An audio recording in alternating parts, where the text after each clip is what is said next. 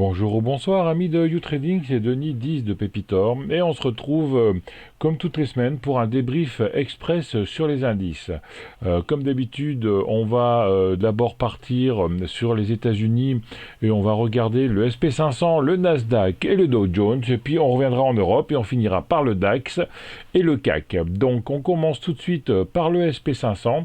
On va situer un peu l'échiquier en regardant le graphe hebdo. On avait donc le creux du Covid ici.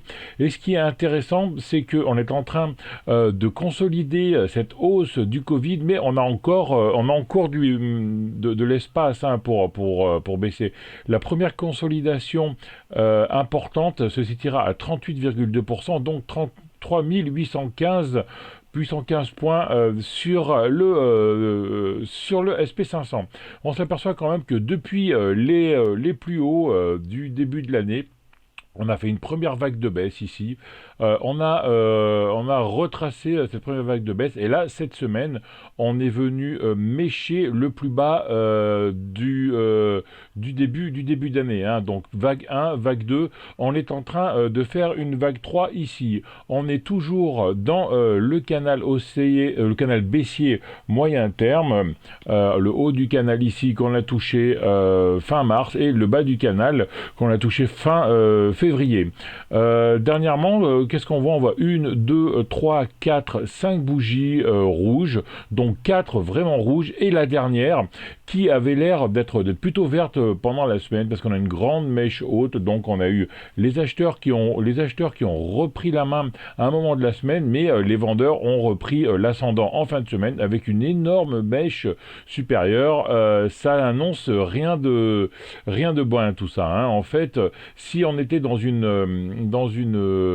vague haussière et on avait ce chandelier, ce serait un retournement de tendance. Là, donc, comme on est dans une vague baissière, c'est une continuation de tendance. On est allé même mécher les derniers plus bas ici. Au niveau des banques de Bollinger, on voit un léger non-croisement baissier sur les moyennes mobiles M7, M20. Donc, on devrait aller taper plus bas que les derniers plus bas. Donc, on devrait aller chercher plus bas que les 4123 points, et les bandes de Bollinger commencent à s'ouvrir vers le bas. On fait un petit T1, on a tapé la bande de Bollinger qui nous a fait rebondir cette semaine, mais vu que la bande de Bollinger basse s'ouvre, elle n'offre plus de résistance au cours, donc attention à ce qui pourrait se passer cette semaine. On va maintenant voir un peu décortiquer cette dernière bougie avec une très haute mèche haute. On va voir ce que nous dit le graphe daily. Donc voilà, on ne sait pas trop où on est. On a une énorme volatilité en même temps, une énorme bougie rouge, bougie d'hésitation, énorme bougie verte, énorme bougie rouge englobante. Là, on pensait qu'on partirait vers le bas. Ensuite, une bougie de retournement, ici un marteau, une énorme bougie verte d'accélération. On pensait qu'on allait repartir vers le haut, et le lendemain, englobante baissière, on part vers le bas, et un autre doji, ensuite bougie d'hésitation.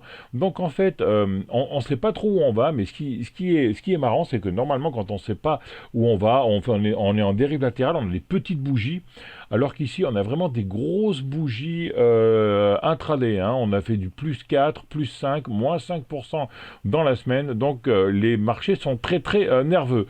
On notera quand même que là, dans cette semaine, on est allé faire un double top ici. On a essayé de rejoindre la M20, mais sans succès. Et les vendeurs ont repris la main avant. Donc, double top, échec double top. On repart vers le bas. On va voir si on prend cette bande de Bollinger ici, si on arrive à faire un T1 pour pouvoir partir sur une vague de baisse. On a touché notre target ici à 4060 points, qui étaient les plus bas de mai 2021. Donc voilà, ça y est, on a retracé un an de hausse. On se retrouve au même point que l'année dernière à la même époque. Donc grosse hausse et grosse baisse actuellement. On s'aperçoit que la M7 est baissière verticale, la M7 est baissière verticale, les bandes de Bollinger elles sont verticales et convergentes, les deux sont parallèles, donc vraiment grosse tendance baissière. Court terme, attention, très difficile de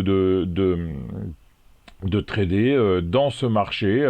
Pour avoir un retournement, il faudrait qu'on ait une petite dérive latérale, qu'on perde de la volatilité, que pendant une semaine on fasse comme ici des petites bougies en latéralisation pour pouvoir ensuite repartir vers le haut. Mais là, non, rien à faire, hein. Un jour blanc et un jour noir. Donc attention, marché très très dangereux et parfois ne pas trader, c'est trader aussi. Et actuellement, si vous n'êtes pas un trader intraday ou un trader chevronné, c'est mieux de rester en dehors des marchés. On va passer maintenant sur le Nasdaq, le Nasdaq en vue hebdomadaire. La semaine dernière, on avait cassé les 38,2% du retracement de Fibonacci de la hausse post-Covid. On a 1, 2, 3, 4, 5 bougies rouges.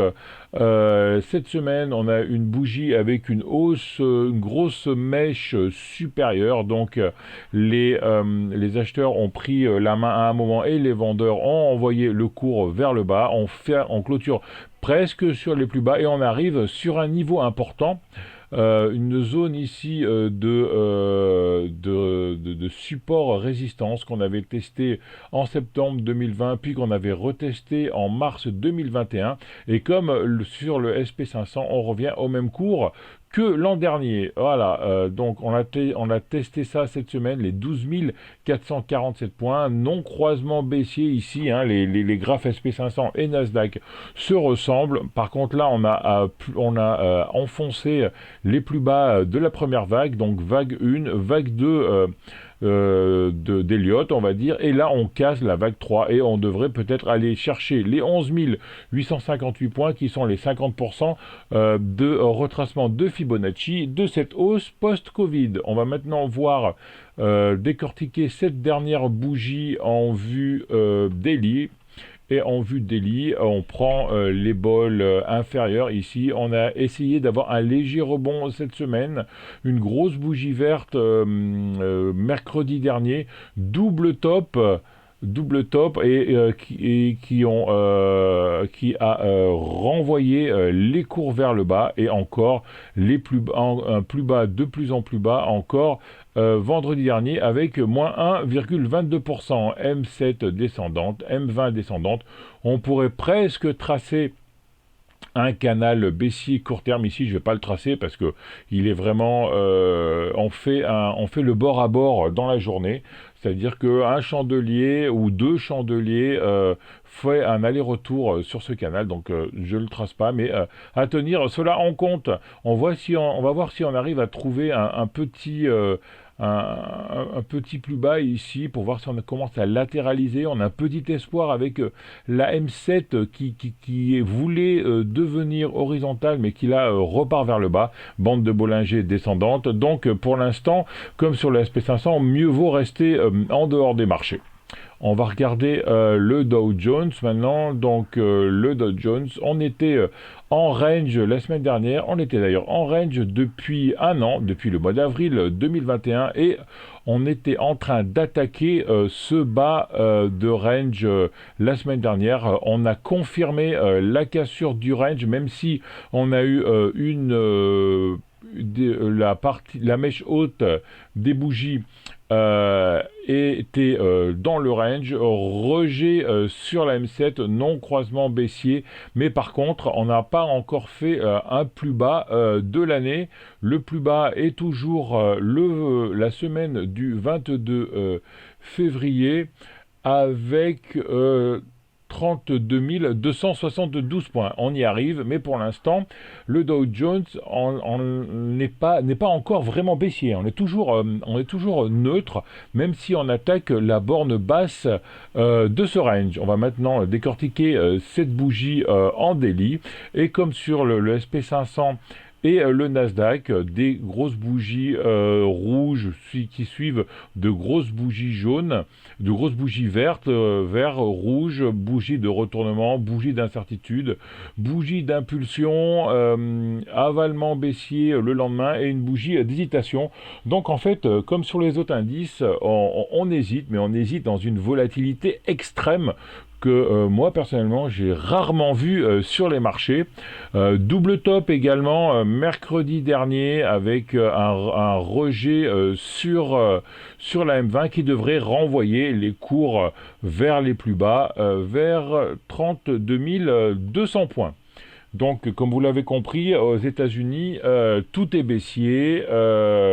On risque d'aller plus bas dans les prochaines semaines. Regardons maintenant ce qui se passe en Europe, en commençant par l'Allemagne et le DAX. Donc, le DAX, on avait retracé presque 50% de cette hausse post-Covid. On était même venu mécher pendant une semaine cette M200 weekly et depuis on avait un retracement de cette baisse, retracement qui était plutôt latéral, mais cette semaine on a une attaque baissière, on vient fermer presque au plus bas de la semaine, mais on a encore un plus bas de la semaine dernière qui n'a pas été touché. La M7 avec cette petite dérive latérale était devenue haussière et là cette semaine la M7 devient descendante, M20 descendante, M7 descendante qui était haussière avant, non croisement baissier, donc là possible attaque baissière cette semaine. On surveillera donc le contact avec la M200 qui se situe vers les 13 100 points cette semaine. On va voir maintenant cette bougie en intraday, ce que ça dit. On est toujours sous cette résistance oblique baissière ici, dont le premier point de contact était le 13 janvier 2021 et 2022 et qu'on a travaillé régulièrement pendant tous ces mois. Hier, jeudi dernier, jeudi 5 mai, on est presque venu refaire une touchette dessus avec une ouverture en gap haussier et une fermeture sous les cours de la veille avec une énorme bougie rouge, un gros avalement baissier alors que on était depuis un mois et demi sur une dérive latérale avec des petites bougies et là très grosse bougie d'attaque baissière. On ouvre sur un gap vendredi et on vient retoucher les plus bas de la semaine dernière et clôturer sur la bolle. Par contre, la M7 est horizontale, la M20 est verticale mais à peine, les bandes de Bollinger sont horizontales, donc le DAX est baissier mais pas autant que les indices américains. Peut-être qu'on serait arrivé à un plus bas sur cet indice. À suivre cette semaine, on fera attention sur la cassure des 13 500 points. Si on gagne les 13 500 points, on devrait aller refermer le gap sur les 12 847 points. À suivre, attention. Retournement, bien sûr, quand on aura cassé cette résistance oblique baissière vers les 14 300 points. Et pour finir, on voit l'indice de la Bourse de Paris, le CAC. On avait retracé 38,2% de cette hausse post-Covid. Comme sur le DAX, on avait retracé, ensuite on est allé rechercher la M20 daily et dérive latérale pendant presque un mois. Et la grosse attaque baissière cette semaine, grosse bougie rouge, contact sur la M7 qui infléchit la M7, non croisement baissier aussi ici, donc ça sent vraiment pas bon sur le CAC. Le DAX a l'air d'un peu mieux se comporter, donc attention cette semaine, une possible baisse dans cette semaine, voire les semaines à venir, pour aller chercher cette M200 que l'on n'a pas encore touchée sur le CAC. Au niveau daily, on va décortiquer cette bougie rouge et comme pour le DAX, on est sous cette trendline baissière ici. On a d'ailleurs tracé un canal baissier court terme et on voit qu'on est venu juste clôturé sur ce canal vendredi. On a fait une clôture hors bol, donc attaque baissière vendredi dernier. Les bols qui commencent à s'ouvrir, donc le début de semaine sera très important. Si jamais on confirme la cassure de cette borne inférieure de canal baissier, on pourra aller fermer le gap sur les 5980 et aller chercher les plus bas à 5760 points. Voilà, amis du trading, un peu ce débrief express des indices. Donc comme vous avez remarqué, la bourse américaine est très très volatile, très incertaine, grosse bougie verte, grosse bougie rouge, et nous en Europe en fait on corrige la clôture des US à l'ouverture, en allant dans un sens. Toute la journée, on retrace ce gap. On va dans l'autre sens et on attend l'ouverture US et on pourrait repartir dans le sens inverse. C'est très très compliqué à trader cette semaine. Pour mémoire, le Nasdaq, on avait fait -1, +1, -1, +3 dans la même journée. Donc si vous n'êtes pas devant les écrans, n'hésitez pas à ne pas trader et n'oubliez pas que des fois ne pas trader, c'est trader aussi.